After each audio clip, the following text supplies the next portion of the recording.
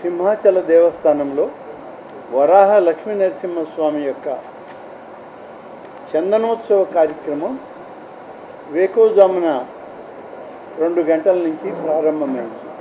ప్రతి సంవత్సరం కూడా నిజరూప దర్శనం అనేటువంటిది వరాహ లక్ష్మీ నరసింహస్వామి యొక్క కార్యక్రమం ఒక్కరోజు మాత్రమే ఈ యొక్క దర్శనం జరిగేటువంటి ఆనవాయితీ ఉంది. వరాహ లక్ష్మీ నరసింహస్వామి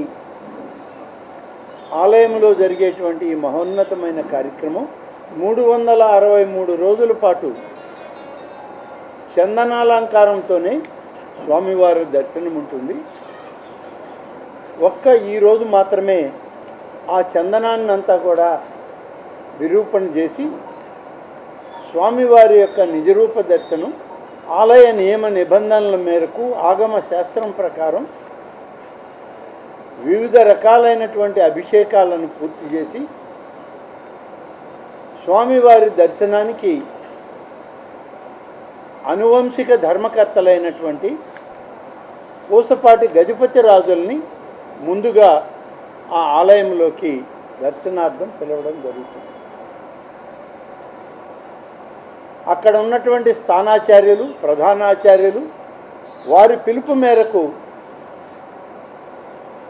పూసపాటి గజపతి రాజుల్లో ఇవాళ వారసులైనటువంటి పూసపాటి అశోక్ గజపతి రాజు గారు కుటుంబ సభ్యులతోటి స్వామివారిని సేవించుకున్నారు.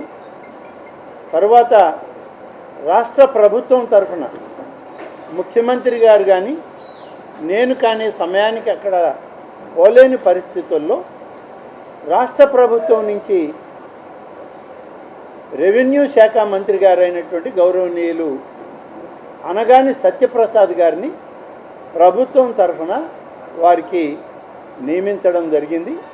వారితో పాటు ఆ జిల్లాకే సంబంధించినటువంటి రాష్ట్ర హోంమంత్రి గారైన శ్రీమతి అనిత గారు కూడా స్వామివారి దర్శనంలో పాల్గొనడం జరిగింది. ఒక దురదృష్టకరమైన సంఘటన, బాధాకరమైన సంఘటన. ఈరోజు 2 గంటల నుంచి దర్శనాలు ప్రారంభమయ్యే సమయానికి కొద్దిగా మొదలైనటువంటి వర్షం భారీ గాలులతోటి పిడుగులతోటి భారీ వర్షం కురవడం జరిగింది. కొండల మీద నుంచి జలపాతాల్లాగా నీరు ప్రవహించి ఆలయ మాడవీధులకి అవతల వైపున ఉన్నటువంటి కొత్తగా నిర్మించినటువంటి ఒక ఏదైతే గోడ నిర్మాణం జరిగిందో ఆ గోడ నిర్మాణాన్ని ఆ జలపాతంలోని నీరు తాకడంతో మెత్తటి మట్టి అంతా కూడా కరిగి ఆ భారాన్ని మొయ్యలేని పరిస్థితుల్లో ఆ గోడ పక్కకు పడిపోవడం, ఆ పడిపోయే సమయంలో అక్కడ 300 రూపాయల క్యూ లైన్ అనేటువంటిది పోతూ ఉన్న సందర్భంలో ఆ వచ్చేటువంటి భక్తుల మీద ఆ గోడ వాలిపోయింది అని చెప్పి చెప్పడం జరిగింది. ఇది ఇవాళ అన్ని మాధ్యమాల్లో కూడా కనపడుతూ ఉంది. ఈ గోడ నిర్మాణానికి ఇవాళ జరిగేటువంటి కార్యక్రమాల్లో ముఖ్యంగా అనేక ఆలయాల్లో కేంద్ర ప్రభుత్వం పర్యాటక రంగం నుంచి ప్రసాద స్కీమ్ అనేటువంటిది వాటి ప్రవేశపెట్టి ఆ స్కీమ్ పరిధిలో అనేక ఆలయాలని అభివృద్ధి చేస్తూ వస్తూ ఉంది. ఈ ప్రసాదం స్కీమ్లో ఒకవైపు శ్రీశైలం, మరొకవైపు కనకదుర్గం ఆలయం, ఇక్కడంతా కూడా ఆ ప్రసాదం స్కీమ్లో పనులు దాదాపుగా పూర్తయ్యాయి. కొంత ఆలస్యంగా ప్రారంభమైన పనులు ఇవాళ సింహాచలంలో జరుగుతూ ఉన్నాయి. దీనికి అటు పర్యాటక రంగం, ఇటు దేవాదాయ శాఖ అన్నీ కూడా పర్యవేక్షణలో జరుగుతూ కార్యక్రమం. ఈ ఉత్సవాలను పురస్కరించుకొని ఇది ప్రభుత్వ పండుగగా నిర్ణయించింది కాబట్టి మరి దేవాదాయ శాఖ మంత్రిగా నేను, రెవెన్యూ మంత్రి గారు, హోం మంత్రి గారు, అనువంశిక ధర్మకర్తల్లో ఉన్నటువంటి అశోక్ గజపతిరాజు గారు, దేవాదాయ శాఖ అధికారులు అందరం కలిసి దాదాపు 1.5 మాసం, 1 మాసం క్రిత దీన్ని రివ్యూ చేసాం.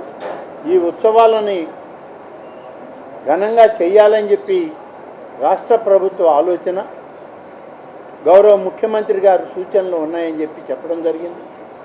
ఆ విధంగానే ఏర్పాట్లన్నీ కూడా పెద్ద ఎత్తున చేయడం, భక్తులు కూడా వచ్చేటువంటి వాళ్ళకి సకల సౌకర్యాలతో దర్శనం కలగాలని ఆశించాం, పని చేశాం. ఇవాళ కూడా జరుగుతూ ఉంది. కానీ దురదృష్టం, అనుకోని విధంగా వచ్చినటువంటి ప్రకృతి వైపరీత్యంలో జరిగినటువంటి ఈ వైఫల్యం, ఇది ఏ విధంగా జరిగింది అనే దాని మీద 8 మంది చనిపోవడానికి కారణమైనటువంటి ఈ గోడ కూలిపోవడం మీద కూడా ఇవాళ ఉన్నటువంటి అనుమానాలని నివృత్తి చేయాలని చెప్పి అధికారులను ఆదేశించడం జరిగింది. ఇది ఒకవైపు ఉంటే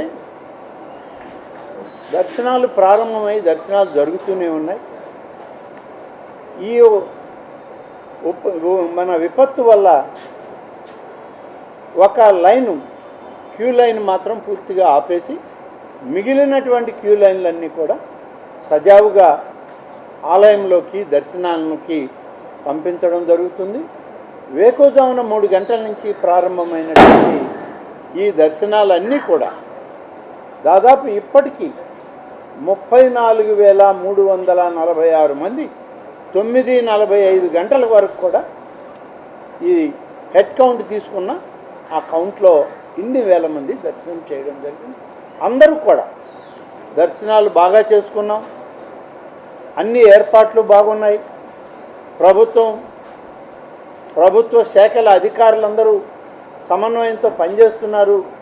ఎప్పుడూ లేనటువంటి కార్యక్రమం జరుగుతూ ఉందని చెప్పి ఇప్పుడు కూడా భక్తులు వాళ్ళ ఆలోచన సరళిని తెలియజేస్తూ ఉన్నారు.